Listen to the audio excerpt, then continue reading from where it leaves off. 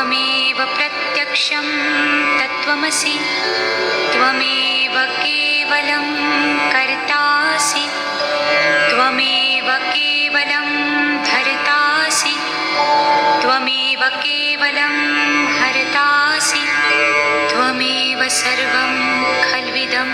ब्रह्मासि त्वं साक्षात् आत्मासि नित्यम् ऋतं वच्मि सत्यं वच्मि अवत्वं माम् अववक्तारम्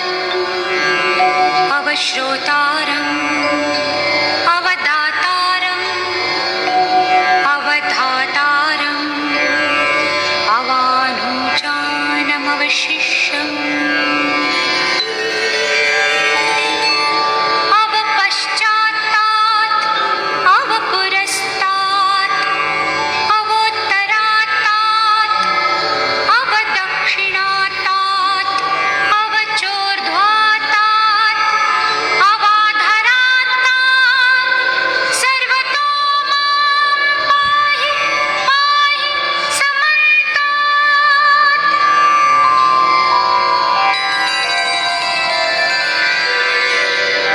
त्वं वाङ्मयस्त्वं चिन्मयः त्वमानन्दमयस्त्वं ब्रह्ममयः त्वं सच्चिदानन्दाद्वितीयोऽसि त्वं प्रत्यक्षं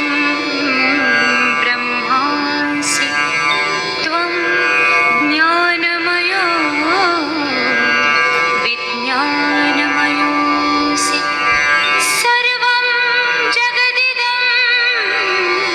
त्वत्तो जायते सर्वं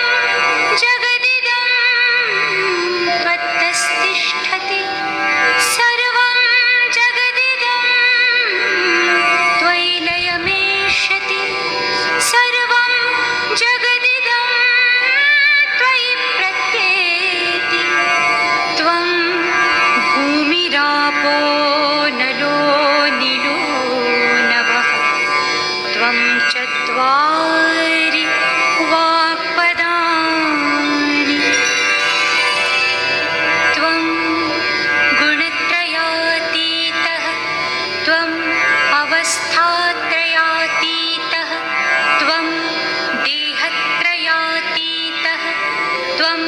कालत्रयातीतः त्वं मूलाधार स्थितोऽसि नित्यं त्वं शक्तित्रयात्मकः त्वां योगिनो ध्यायन्ति नित्यम् त्वं ब्रह्मा त्वं विष्णुस्त्वं रुद्रस्त्वं इन्द्रस्त्वं अग्निस्त्वं वायुस्त्वं सूर्यस्त्वं चन्द्रमास्त्वं ब्रह्मभूर्भुवस्वरो